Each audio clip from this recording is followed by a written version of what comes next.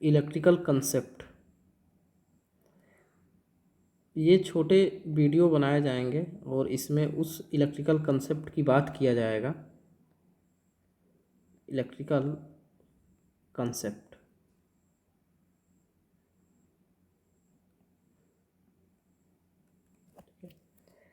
और एक कह लीजिए कि बेसिक कंसेप्ट जो है उसके बारे में थोड़ी चर्चाएं की जाएंगी।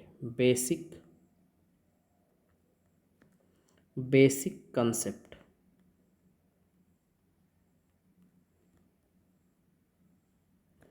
और आज हम जिस बेसिक कंसेप्ट पे चर्चा करेंगे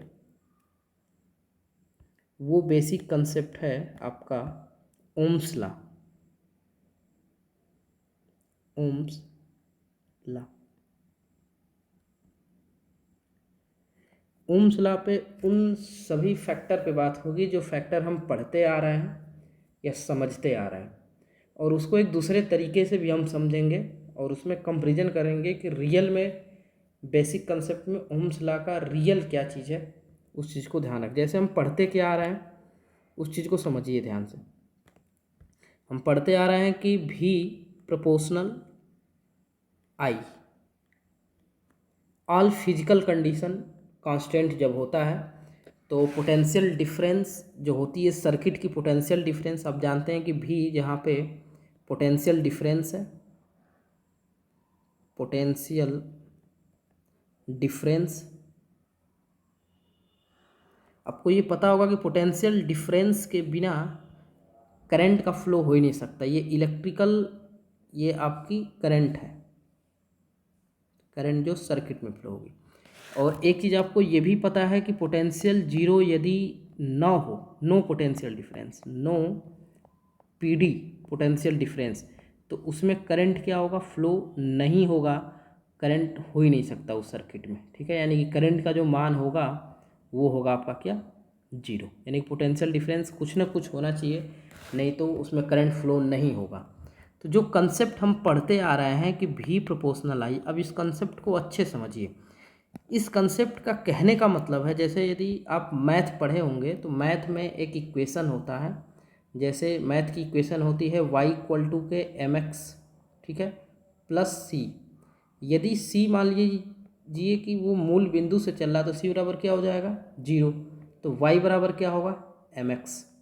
अब y बराबर mx है तो यहाँ पे y प्रोपोर्शनल के x। इसका कहने का मतलब ये है कि जो प्रवणता है हमने उसको कांस्टेंट मान लिया है। और आप जानते हैं किसी भी यदि स्ट्रेट लाइन की लीनियर रेखा हो, प्रवणता उसकी हर जगह क्या होती है, कांस्टेंट होती है, सेम होती है। तो इसी तरह से m, अब ये जैसे जैसे y का मान बढ़ेगा वैसे वैसे क्या होगा, x का मान बढ़ेगा। तो अब ये सोचिए कि इसमें यह है कि आपका जैसे जैसे v का मान, वोल्टेज का मान बढ़ता जाएगा, यानी पोटेंशियल डिफरेंस जैसे जैसे बढ़ेगा वैसे वैसे आपका करंट का मान क्या होता जाएगा, इंक्रीज करता जाएगा सर्किट में।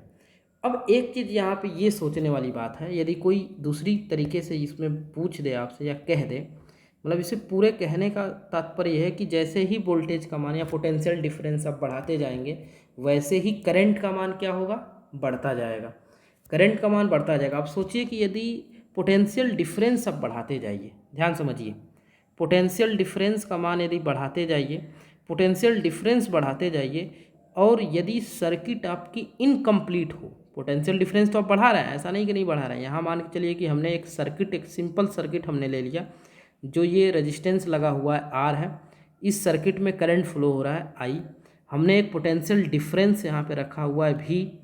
अब ये इक्वेशन हम बना रहे हैं इसको कि नहीं, ये इक्वेशन आपका इस तरह से होगा कि जो भी प्रोपोर्शनल के क्या है, आई है, और बाद में चल के हम इसी को लिख देते हैं कि भी बराबर के आर आई, जिसको बोलते हैं आर क्या है, रेजिस्टेंस है, या आर कह लीजिए प्रवणता है भी और आई के। जैसे मैथ में हम पढ़ते आ रहे हैं, मैथ वाले ही कंसेप्ट से यदि इसकी तुलना किया जाएगा तो आर आपका प्रवणता है या झुकाव है वोल्टेज और करंट के बीच का, ठीक है, स्लोप है, ग्राफ। यदि भी आई का ग्राफ आप खींचेंगे तो उसमें जो स्लोप होगा स्ट्रेट लाइन का वो आपका रेजिस्टेंस है, जिसको आर कहते हैं। अब ये ध्यान समझिए कि यदि सर्किट, ये सर्किट की बात किया जाए कि नहीं, सर्किट में हम वोल्टेज बढ़ाते जा रहे हैं तो करंट का मान भी वैसे ही बढ़ता जाएगा ओम के नियमानुसार जो हम पढ़ते आ रहे हैं।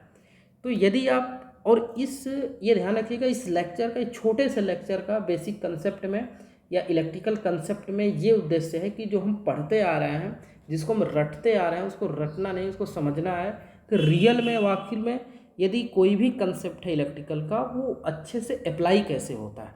यानी कि हमने रट लिया कि V=RI होता है, तो अब V=RI होता है।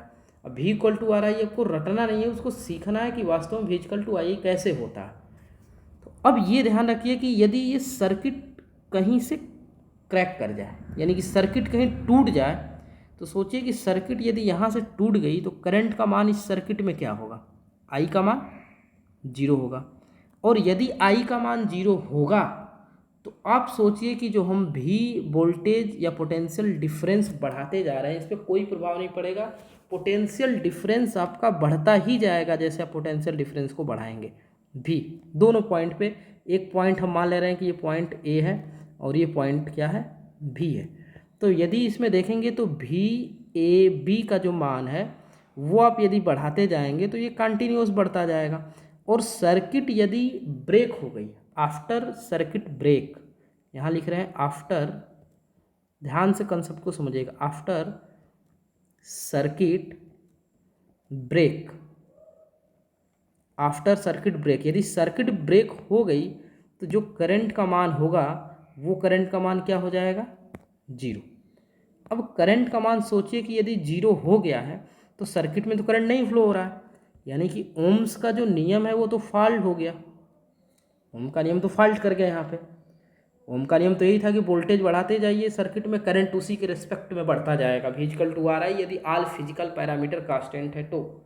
इसीलिए बोला जाता है। अब इसी में एक चीज़ अब यहाँ ये ध्यान रखना है कि हमने वोल्टेज को बढ़ाते गए, सर्किट ब्रेक कर गया, सर्किट जैसे ही ब्रेक करेगा वैसे करंट का मान क्या हो जाएगा, 0। और जैसे ही करंट का मान 0 होगा उस समय आपका जो है कि वोल्टेज बढ़ाते जाइए, सर्किट का करंट बढ़ता नहीं जाएगा, 0 हो जाएगा, ओम का नियम क्या हो जाएगा वहाँ पे, फॉल्स हो जाएगा। तो इस वजह के, इस कारण से ओम के नियम में एक चीज़ को कनेक्ट किया जाता है, जोड़ा जाता है कि ऑल फिजिकल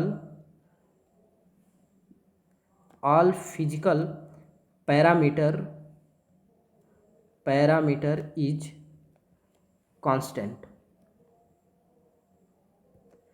मतलब कि जितने भी फिजिकल पैरामीटर हैं वो कांस्टेंट होना चाहिए। यदि कांस्टेंट कहने का मतलब यह है कि जितने भी फिजिकल पैरामीटर हैं उसके वो कांस्टेंट है, सर्किट ब्रेक नहीं हो रही है। ठीक है, सर्किट ब्रेक नहीं हो रही है तो आपका तब ये ओम का नियम आप कहेंगे कि हाँ ठीक है, सही है। तो आपको हमेशा एक चीज़ हमेशा जोड़ना पड़ेगा इस कंसेप्ट में कि ऑल फिजिकल पैरामीटर इज क्या, कांस्टेंट। अब सोचिए कि ये तो तब था जब सर्किट सही थी, करंट फ्लो हो रहा था, तब हमने ये एक चीज़ जोड़ दिया कि all physical parameter is constant.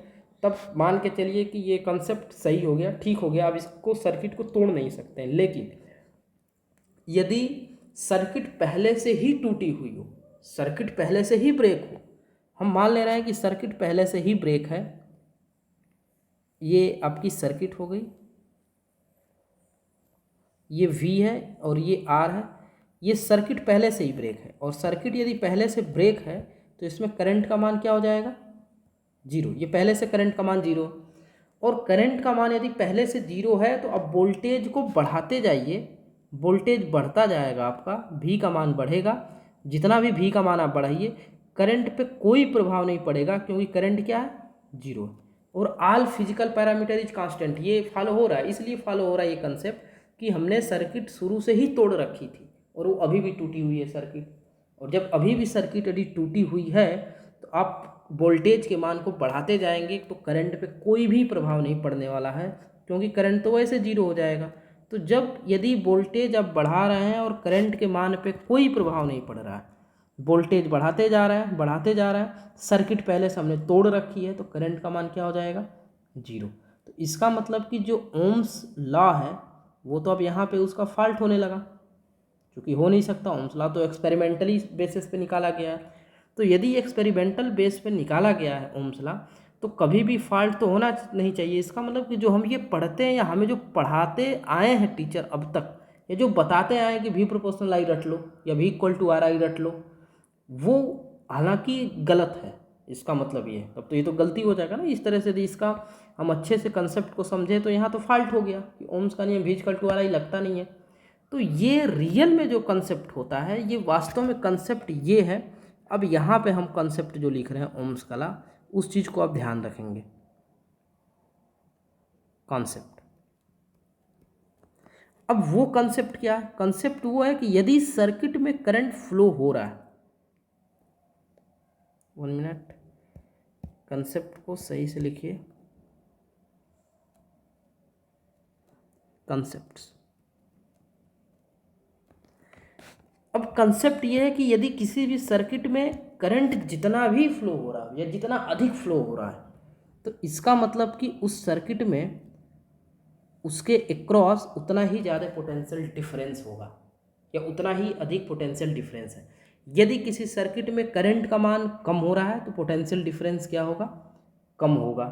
यदि सर्किट में करंट का मान बहुत अधिक फ्लो हो रहा है तो इसका मतलब कि उसके बीच में पोटेंशियल डिफरेंस क्या है?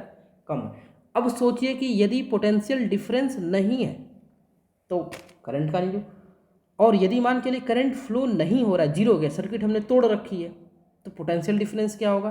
पोटेंशियल हो या ना हो इससे कोई मतलब नहीं है। लेकिन हाँ, करंट यदि फ्लो हो रहा है तो इसका मतलब कि पोटेंशियल डिफरेंस है उसमें, तभी करंट फ्लो हो रहा है। तो ये स्टेटमेंट है ओम के नियम का, ओम्स लॉ। तो आप कभी भी ये स्टेटमेंट नहीं बताएंगे कि भी प्रोपोर्शनल आई, नहीं, आई प्रोपोर्शनल के भी। अब ये आई प्रोपोर्शनल भी, तो आप कहेंगे कि अब ये क्या हो गया? तो आई बराबर के यहाँ पे एक कांस्टेंट लगता है जी। जी को क्या कहते हैं? कंडक्टेंस बोलते हैं।